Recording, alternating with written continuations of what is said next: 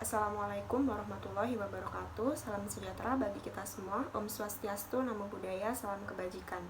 Kalian tahu nggak sih, perbankan sering dianggap sebagai jantung dan motor penggerak perekonomian suatu negara, sehingga salah satu sektor yang mampu berkembang dengan pesat dan dapat menunjang perekonomian nasional, sekaligus berperan besar di dalam pembangunan nasional adalah sektor perbankan.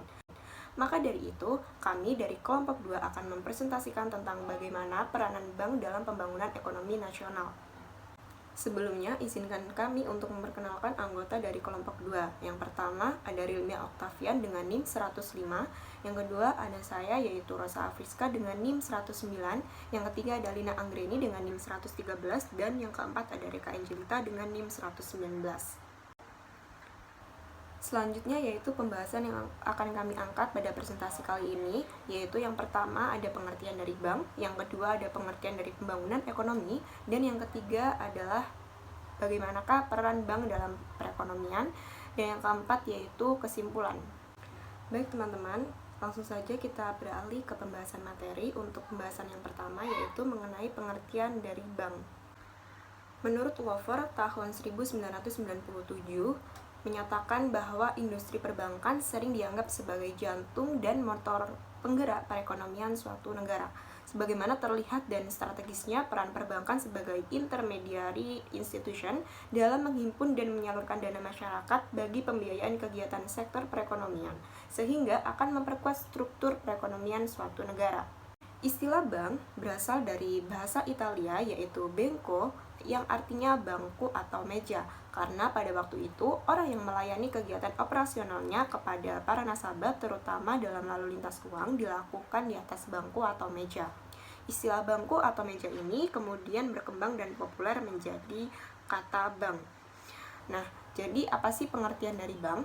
Pengertian dari bank itu sendiri yaitu bank merupakan badan usaha yang menghimpun dana dari masyarakat dalam bentuk simpanan dan menyalurkannya kepada masyarakat dalam bentuk kredit atau bentuk lainnya dengan tujuan meningkatkan taraf hidup rakyat banyak. Selain itu, perbankan juga berperan penting bagi perekonomian suatu negara dalam mendukung pembangunan.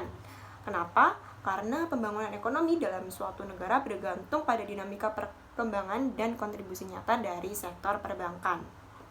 Selanjutnya yaitu menurut Undang-Undang Nomor 7 Pasal 4 Tahun 1992 menyatakan bahwa dalam melakukan usahanya, bank berasaskan demokrasi ekonomi dengan menggunakan prinsip kehati-hatian.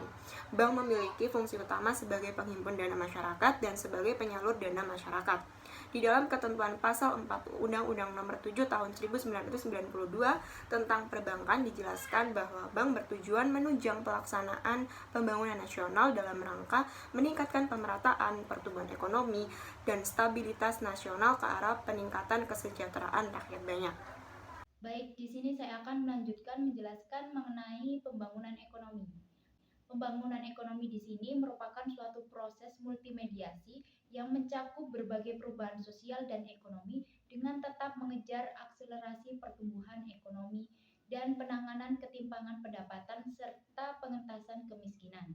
Kemudian, sedangkan menurut Adam Smith, beliau menjelaskan bahasanya pembangunan ekonomi merupakan proses perpaduan antara pertumbuhan penduduk dan kemajuan teknologi. Jadi dua hal tersebut saling berkaitan. Kemudian yang terakhir menurut Profesor Dudley Search, suatu pembangunan ekonomi dikatakan berhasil apabila pendapatan per kapita masyarakat meningkat. Kemudian tingkat pengangguran berkurang dan kesenjangan rendah. Nah, ketiga hal tersebut harus benar-benar menunjukkan angka yang sudah ditetapkan, dengan kata lain melebihi batas-batas minimal dari setiap elemen. Kemudian yang selanjutnya ada tujuan pembangunan ekonomi. Yang pertama di sini ada meningkatkan kesejahteraan masyarakat. Yang kedua penanggulangan ketimpangan pendapatan. Yang ketiga memperluas kesempatan kerja. Yang keempat ada perbaikan kualitas pendidikan. Yang kelima ada peningkatan pendapatan masyarakat. Yang terakhir ada perubahan kondisi lingkungan hidup. Semua hal tersebut harus dilakukan secara bertahap untuk dapat mencapai tujuan pembangunan ekonomi suatu negara. Faktor-faktor yang mempengaruhi pembangunan ekonomi ada 6, yakni yang pertama ada sumber daya manusia atau SDM. Nah, SDM ini merupakan faktor kunci dalam proses bangunan, baik tidaknya perencanaan dan pengorganisasian. Proses pengorganisasian tergantung pada kualitas manusia sebagai objek dan subjeknya. Yang kedua ada sumber daya alam atau SDA. Sumber daya alam yang meliputi tanah dan kekayaan alam seperti kesuburan tanah, keadaan iklim atau cuaca, hasil hutan, tambang, dan hasil laut sangat mempengaruhi pembangunan suatu negara, terutama dalam hal penyediaan bahan baku produksi. Yang ketiga ada iptek atau ilmu pengetahuan dan teknologi. Iptek ini merupakan alat bagi sumber manusia untuk mengolah sumber daya alam secara produktif. Yang keempat ada sosial budaya, yang dimana nilai-nilai sosial budaya sangat berpengaruh terhadap proses pembangunan. Nilai-nilai tersebut dapat menjadi faktor pendorong dan dapat pula menjadi faktor penghambat. Yang kelima ada keadaan politik, di mana sistem keadaan politik suatu negara berpengaruh terhadap keberlangsungan proses pembangunan. Yang terakhir ada sistem pemerintah. Pemerintahan dengan sistem sosialis dan liberalis kedua-duanya akan memberikan warna yang berbeda terhadap proses pembangunan. Yang selanjutnya ada indikator keberhasilan pembangunan ekonomi, yang dimana hal tersebut meliputi pendapatan nasional, pendapatan per kapita, distribusi pendapatan, peranan sektor industri dan jasa, kesempatan kerja, stabilitas ekonomi, dan juga neraca pembayaran luar negeri. Dan di samping itu pula terdapat masalah pembangunan ekonomi di negara berkembang. Masalah-masalah tersebut meliputi yang pertama ada masalah kependudukan, di mana masalah kependudukan ini seperti jumlah penduduk yang sangat besar, laju pertumbuhan penduduk yang pesat, serta arus urbanisasi yang relatif tinggi.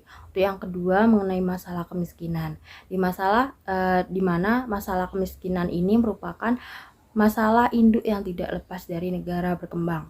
Dengan adanya masalah tersebut, kita juga dapat memberikan solusi terkait kemiskinan melalui kebijakan yang efektif dan efisien. Yang ketiga, masalah keterbelakangan, seperti keterbelakangan pendidikan, kesehatan, kemajuan teknologi, serta ekonomi. Yang keempat ada masalah terkait lapangan pekerjaan, dan di mana negara berkembang ini ketersediaan lapangan pekerjaan masih tergolong minim. Dan di samping itu kita dapat memberikan solusi melalui peningkatan pendidikan, pemberian kursus-kursus keterampilan, proyek-proyek padat karya, dan lain sebagainya. Untuk yang terakhir terkait masalah pemerataan pembangunan di negara berkembang. Yang selanjutnya yaitu peran bank dalam perekonomian. Peran perbankan dalam perekonomian yang pertama yaitu sebagai transmission function, yang kedua sebagai intermediation function, yang ketiga sebagai transformation and distribution of risk function, dan yang keempat sebagai stabilization function. Yang pertama yaitu transmission function. Perbankan berperan sebagai lembaga transmisi, yang berarti bahwa perbankan mempunyai kemampuan dalam mengontrol jumlah dan lalu lintas uang yang beredar. Selain itu, sebagai lembaga transmisi, perbankan menjadi institusi yang mampu menciptakan instrumen keuangan, sehingga perbankan dapat mempengaruhi money supply yang akan digunakan baik sebagai alat tukar maupun sebagai alat pembayaran. Melalui transmission function ini, maka lembaga perbankan berperan penting dalam menjalankan kebijakan moneter. Yang ketiga yaitu transformation and distribution of risk function. Perbankan berperan sebagai lembaga perantara dalam memobilisasi dan menyalurkan dana. Kemampuan perbankan untuk memobilisasi dan menyalurkan dana memungkinkan lembaga ini untuk mampu mentransformasikan dan mendistribusikan resiko, tidak saja di antara kegiatan ekonomi, tetapi juga di antara surplus unit dan defisit unit, serta di antara investor. Apabila resiko tidak bisa didistribusikan, maka dana dari surplus unit hanya akan terkonsentrasi pada kegiatan ekonomi yang tidak terlalu beresiko, yang dikelola oleh investor yang sangat risk averse. Stabilization function, di mana perbankan berperan penting dalam menjaga stabilitas dan keseimbangan perekonomian makro, di mana perjalanan perekonomian setiap negara umumnya selalu ditandai dengan terjadinya gejolak atau business cycle.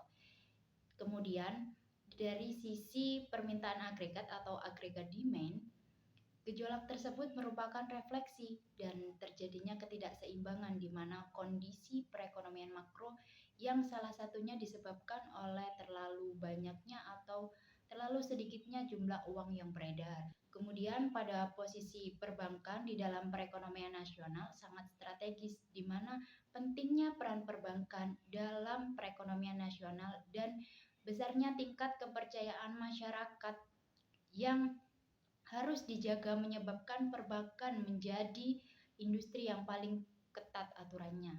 Kemudian, sikap ketentuan yang dibuat bagi industri perbankan pada akhirnya akan bermuara pada satu tujuan, yakni menghasilkan sistem perbankan yang sehat, kuat, stabil. Kemudian, hal lain agar sektor perbankan dapat berperan penting di dalam menopang pembangunan nasional. Baik, saya akan mencoba menjelaskan studi kasus yang kami angkat mengenai tema yang sedang kami bahas dengan judul Peran Bank Desa Samirana, Desa Gogik sebagai badan usaha milik desa dalam pembangunan ekonomi masyarakat. Penelitian dengan judul tersebut mengambil lokasi penelitian di sebuah desa, di mana desa yang terletak di Desa Gogik, Kecamatan Ungaran Barat, Kabupaten Semarang. Adapun tujuan dari penelitian ini adalah untuk melihat seberapa besar peran sebuah lembaga perekonomian desa berbentuk bank dalam membantu mendorong pembangunan dan meningkatkan ekonomi sebuah desa, serta untuk memberikan gambaran keberhasilan pembangunan ekonomi desa melalui mekanisme pengembangan kelembagaan desa. Nah, Bank Desa Samirana merupakan contoh satu-satunya lembaga keuangan resmi pemerintah Desa Gogik berbentuk BUMDes yang bergerak pada bidang simpan pinjam, mengacu pada Undang-Undang Nomor 6 Tahun 2014 Pasal 87 Ayat 3 yang menyebutkan bahwa pelayanan umum sesuai dengan ketentuan peraturan perundang-undangan, di mana artinya BUMDes dapat menjalankan berbagai usaha, mulai dari pelayanan jasa, keuangan mikro, perdagangan, dan pengembangan ekonomi lainnya. Baik, selanjutnya saya akan menjelaskan hasilnya. Pembangunan ekonomi yang dilakukan adalah menggunakan tipe immanent change dikombinasikan dengan strategi modernisme yang responsif terhadap kebutuhan masyarakat melalui pengembangan kelembagaan desa. Kombinasi penerapan strategi pembangunan ekonomi desa ini kemudian melahirkan sebuah lembaga ekonomi desa yang bernama Bank Desa Samirana yang pada pelaksanaannya berhasil mendorong pembangunan ekonomi desa. Nah, keberhasilan Bank Desa Samirana dalam mengurangi ketergantungan warga desa terhadap lembaga simpan pinjam yang tidak sehat atau tidak baik untuk dikonsumsi masyarakat merupakan kunci keberhasilan usaha Bank Desa dalam mendorong pembangunan ekonomi di Desa Gogik. Melalui dukungan masyarakat yang baik, Bank Desa Samirana tidak memiliki kendali cukup besar dalam kegiatan operasionalnya di masyarakat, sehingga dapat menjalankan tujuan pembentukannya sebagai lembaga yang mengurangi ketergantungan warga kepada tengkulak, bank cicil, dan lintah darat dengan baik. Dari penjelasan kami sebelumnya dapat ditarik kesimpulan bahwa bank adalah badan usaha yang menghimpun dana dari masyarakat dalam bentuk simpanan dan menyalurkannya kepada masyarakat dalam bentuk kredit dan atau bentuk lainnya dalam rangka meningkatkan taraf hidup rakyat banyak. Bank juga berperan penting dan strategis dalam menopang pembangunan ekonomi nasional. Salah satunya yaitu dalam menyalurkan dana kepada masyarakat yang membutuhkan modal usaha melalui usaha mikro, usaha kecil, dan usaha menengah. Dengan disalurkannya dana untuk sektor real di masyarakat tersebut, maka secara tidak langsung bank ini berperan menggerakkan roda perekonomian bagi masyarakat.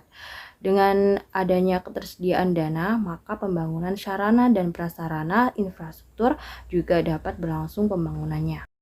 Sekian yang dapat kami sampaikan, kurang lebihnya mohon dimaafkan. Wassalamualaikum warahmatullahi wabarakatuh.